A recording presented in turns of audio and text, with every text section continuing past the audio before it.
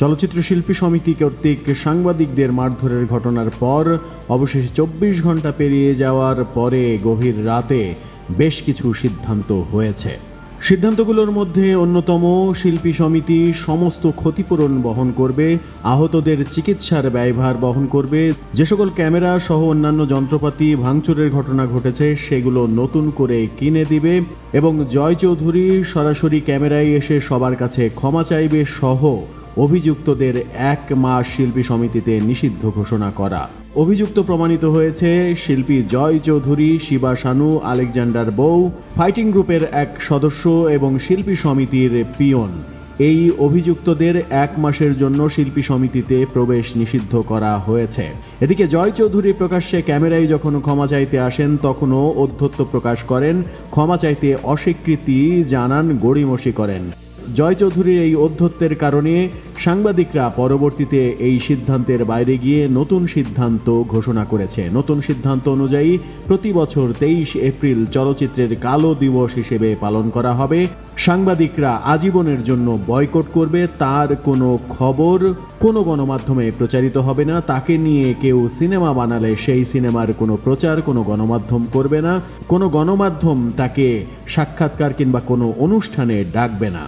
জয় চৌধুরী কেন্দ্রিক এই সিদ্ধান্তের পর আরও জানানো হয়, যদি শিল্পী সমিতি জয় চৌধুরীকে তাদের কোনো কর্মকাণ্ডের সঙ্গে আবার সম্পৃক্ত করে তাহলে শিল্পী সমিতিকেও আজীবনের জন্য বয়কট করা হবে। এরকম সিদ্ধান্তের প্রেক্ষাপটে সাংবাদিক সমাজ এবং শিল্পী সমিতির মধ্যে বেশ উত্তেজনা তৈরি হয়েছে। রাতে নিরপেক্ষ যে তদন্ত কমিটি সবাইকে নিয়ে গঠিত হয়েছে সেই তদন্ত কমিটির প্রধান প্রযোজক আরশাদ আদনানের সভাপতিত্বে মিটিং হয়। সেখানেই শিল্পী সমিতি সমস্ত দাবি মেনে নেয়, তবে জয় চৌধুরী সহ অন্যান্যদের আজীবন নিষিদ্ধ করার দাবিটা তারা মেনে নেয়নি। তারা এই সিদ্ধান্তে উপনীত হয়েছে অভিযুক্তদের কারণ দর্শানোর নোটিশ দেওয়া হবে এই মর্মে যে ভবিষ্যতে এই ধরনের কর্মকাণ্ডে যদি নতুন করে আবার তারা সম্পৃক্ত হয় তাহলে কারণ দর্শানো ছাড়াই শিল্পী সমিতির সদস্য পদ থেকে আজীবনের জন্য তাকে বহিষ্কার করা হবে। এরকম উদ্ভূত পরিস্থিতিতে সবথেকে বেশি আলোচিত হয়েছে পুনরায় জয় চৌধুরীর ঔদ্ধত্যপূর্ণ আচরণ। সাংবাদিক সমাজ পুরোটাই খেপেছেন। জয় চৌধুরীকে আজীবন নিষিদ্ধের দাবি নতুন করে জানিয়েছেন, নতুবা জয় চৌধুরীকে সাংবাদিক সমাজ আজীবনের জন্য বয়কট করবে।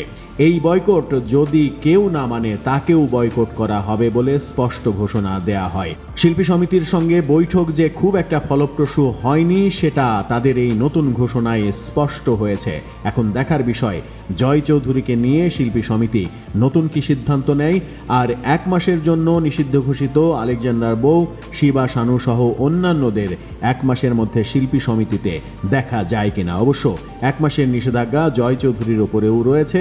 জয় চৌধুরী এই সময়ে শিল্পী সমিতিতে প্রবেশ করেন কিনা কিংবা কোনো ধরনের কার্যক্রমে অংশ নেন কিনা সেটিও দেখা যাবে। তবে সাংবাদিকদের নতুন দাবি জয় চৌধুরীকে আজীবনের জন্য নিষিদ্ধ করা, সেটি শিল্পী সমিতি কিভাবে নেবে সেটি এখন দেখার বিষয়। তবে সাংবাদিক সমাজ ঐক্যবদ্ধ হয়েছে জয় চৌধুরীকে পুরোপুরি আজীবন বয়কটের।